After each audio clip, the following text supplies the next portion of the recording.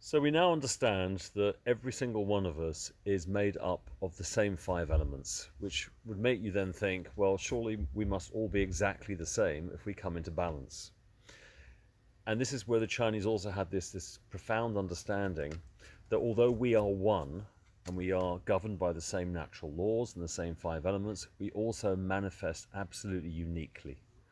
And this system of medicine really says that we must acknowledge the uniqueness of the individual while acknowledging that the oneness of the universe, the oneness of the world around us, governs how we actually bring that uniqueness into the world. So it's a lovely kind of dual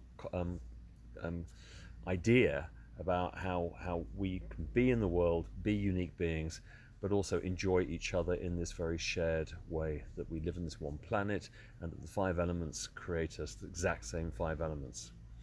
So when we're looking at a patient and we're saying, okay, so we have to try and help return balance to this person, we have to find out what has gone wrong. Why has this person got sick? What is it that has created an imbalance in the five elements in that person that is now giving rise to symptoms, either behaviorally, mentally, physically, spiritually? So what this system of medicine teaches us is that every human being has a unique underlying weakness, which is one of the five elements.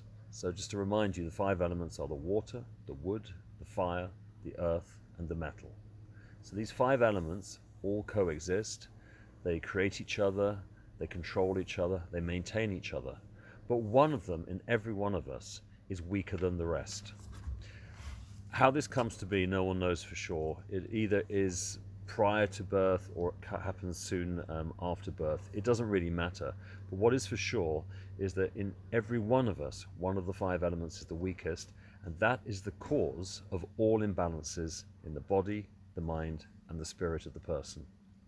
So practitioners of this system of medicine have the task of diagnosing which one of the five elements is the underlying cause or weakness in the patient. And if we can isolate that, and then we can use our acupuncture needles to stimulate acupuncture points that relate to that element, we can help nature, assist nature in restoring balance so that the symptoms will disappear, and not only will the person become well, but then they will start to thrive and really manifest in the world as they're meant to. This system of medicine was originally developed as a preventative system of medicine. It was a spiritual practice. The idea being that if we as a practitioner can listen to what nature is telling us and help that person to come into full balance, the person will live their life in a way that nature intended and live a full 100 years, which is, according to the classics, our rightful birthright.